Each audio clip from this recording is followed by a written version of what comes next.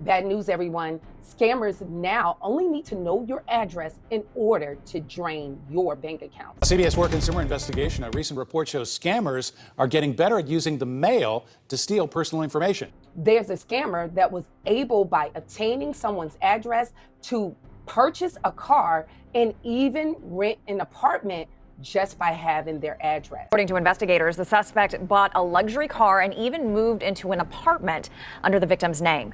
And once these scammers get your information, there is no depths on how low they can go. There's one case where a man scammed over $15,000 from the Jewish community by posing as a rabbi. And he said he was a victim of a hate crime. He even stole the information of a deceased woman and even scammed his own brother when he lost his child. In this video, I'm going to share with you some steps so you can safeguard your address so you don't become a victim of these scams. Now, if you're new to my channel is designed to help you no matter where you are in your credit journey, and I show you ways to leverage your credit to make money. And every year, I launch out my credit kickoff, and this is for 4 weeks in January to help you increase your credit score by 100 points in 30 days.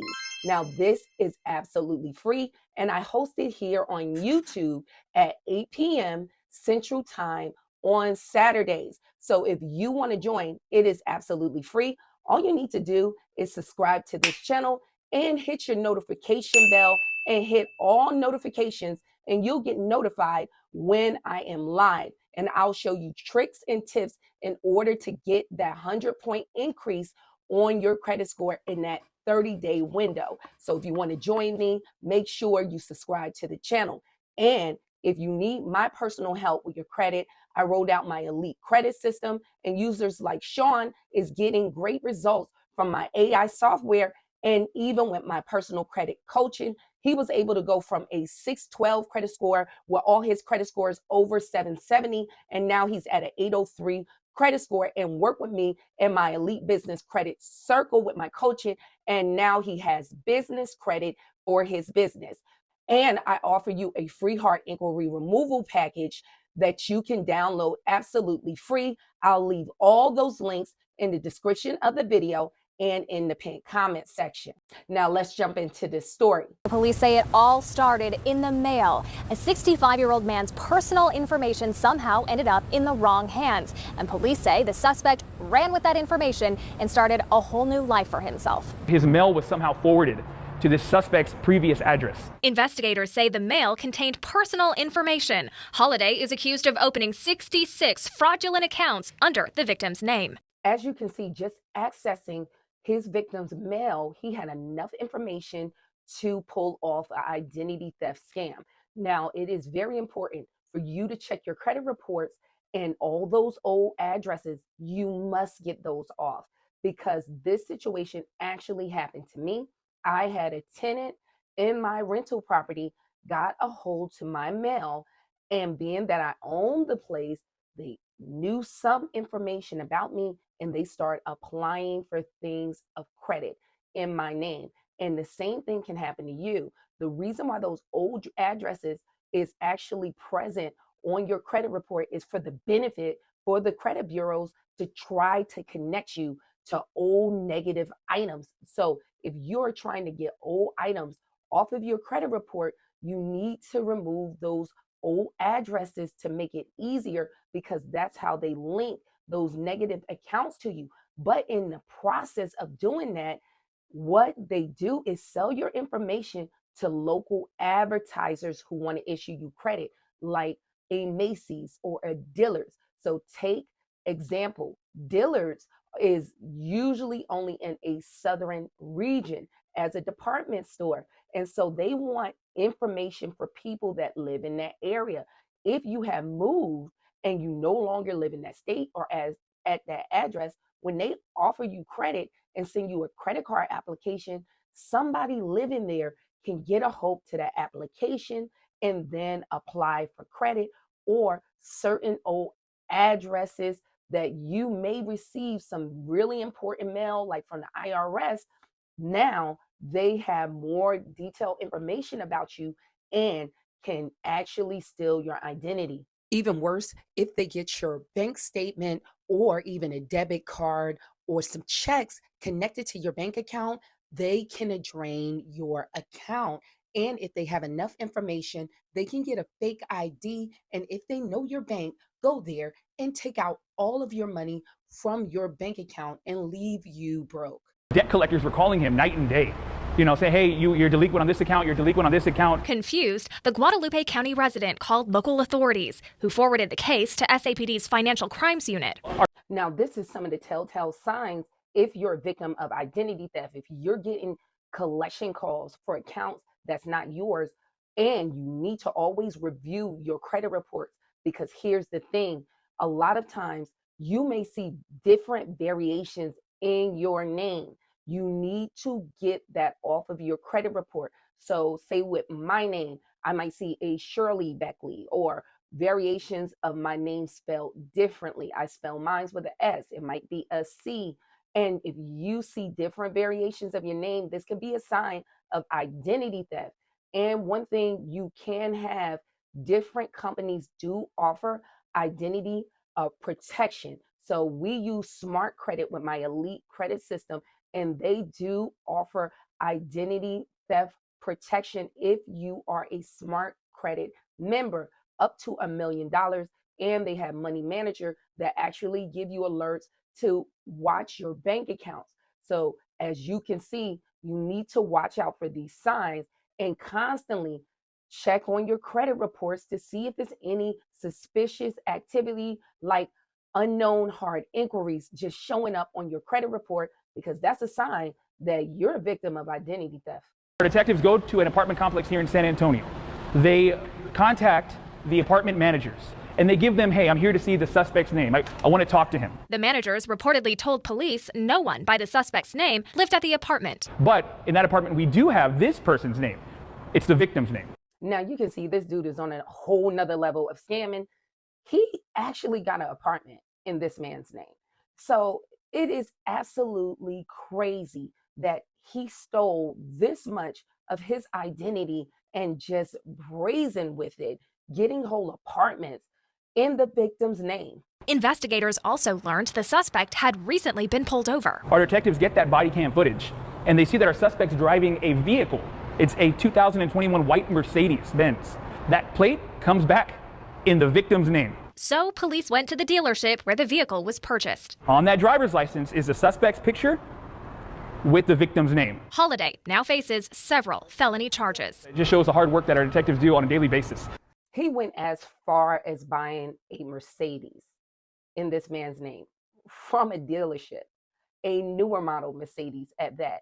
And so for him to register this vehicle and to purchase this vehicle, he even had a license in the victim's name, registration in the victim's name, insurance in the victim's name, all stemming from getting some of his mail, you guys. So you want to make sure you protect your information, and it is extremely important with all the scams going on that you guys freeze your credit reports. Some companies like Experian will let you lock your credit reports so no one can apply for credit in your name. And police say this case really highlights the importance of protecting your personal information. So make sure that your mail is going to the right address. Never leave your wallet in a vehicle, and always make sure to shred documents with personal information as well as mail.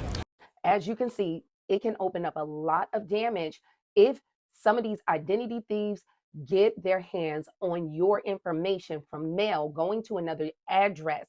Now, the bureaus are very resistant sometimes with trying to remove those old addresses because they sell your information. And when you're getting those mailers from credit card companies and different things, like any issuer of credit, look at the bottom. It will tell you who is selling your information. It'll tell you can opt out from TransUnion, or you can opt out from Experian, and it'll say this is pre-screen, or opt out from Equifax.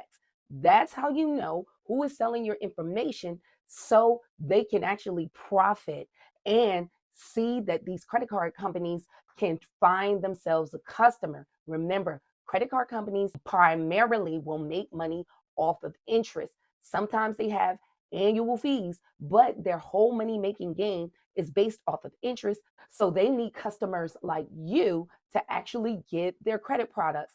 And the bureaus are making billions off of this. Now, this next story, this guy is a true scumbag as a scammer, and he's just really deplorable on how low he would take his scamming. New information on the man accused of using a dead woman's credit card. Police say he has years of experience being a con man, and his brother says he was one of his victims taken advantage of after losing a child. Rashi, police say the suspect posed as a rabbi, a lawyer, and possibly even a cop to defraud people. And let me tell you, his criminal history is a rabbit hole. Justin Mitchell's accused of charging $15,000 to a dead woman's credit card. Court records show he started racking up fraud charges in Missouri as early as 2003, then went to prison for impersonating a lawyer in Texas in 2018. Police saying now, as you can see from his rap sheet, this guy is a career criminal. And many a times that's what you would have with a lot of these scammers that steal your identity. They know the ins and out of the law in the system so much that he posed as a attorney. And many a times, because they're always in trouble with the law, and so they can actually fool people because they know the law from getting in trouble with it. He was calling himself a rabbi. He does have business cards calling himself a rabbi. He has created nonprofit organizations that we believe to be fictitious. has he ever been Jewish? Has your family ever been Jewish? No. That is completely fabricated. Justin, his own brother, tricked him in 2011. My wife and I lost our second-born child. And Dustin stepped up and goes, listen, you don't have to worry about a thing. I'll help you guys out. I'll create a fundraiser. So he did all that. And, well, the funeral home never got the money. Now, that's totally disgusting to raise money for either your niece or nephew that passed away and never give it to the funeral home and leaving your grieving brother and sister-in-law in that manner. Like, to lose a child is just one of the most heart-wrenching things that I think we wouldn't even wish on our enemy. But to use that opportunity to scam your own family is just on another level. Houston police say their entire investigation into Dustin started here, around the time he posted this video on his YouTube page. First, want to express my sincere gratitude and appreciation for all of those of you who have posted on my Facebook page, offering your support for the vandalism that took place on my truck. Police say Dustin called them, reporting this crime in March. Most people would be angry when their truck would be vandalized with something that says Israel on the side of it in giant yellow spray paint. And as you can see, this guy has no shame. He can get on camera and create a YouTube channel to front like he was a victim of a hate crime and raising money off of it. So it shows you that this is just a criminal mind that is just unreprehensible, that you couldn't even connect to as a human being. We do believe that he spray painted it on himself. During our search warrant execution, we did find spray paint bottles consistent with the same color that was spray painted on his truck. I'd like to see him put in jail for the rest of his life. Now, this is sad. His own brother want to see him go to jail for his crimes because it is just that deplorable. And he has no feelings, even for his own family. And they suspect that there are other victims out there, and they're making pleas for those victims to come forward. If you do think that you are a victim, you should call 713-308-3100. That's Houston Police Major Crimes Unit. Make sure that you're safeguarding yourself from these scams. Look at your credit reports and make sure you remove those old addresses. You can dispute that directly with the credit bureaus off your credit report. Also, make sure that you freeze your credit reports and you're able to unfreeze them, or even with some bureaus, unlock them if you are going to apply for credit. But it's so many things going on, so many scams going on. You may want to protect your information, and to make sure that your bank account is not in danger, make sure that you have some alerts from your bank set up so you know if something is going on with your bank accounts and any suspicious activity. So be vigilant, be aware, and share this information with someone else. If you have any questions, you can leave it in the comment section. But if you have more detailed questions for me, you can go to my website and all your questions go directly to my cell phone. And I hope to see you guys in the next video. Stay tuned.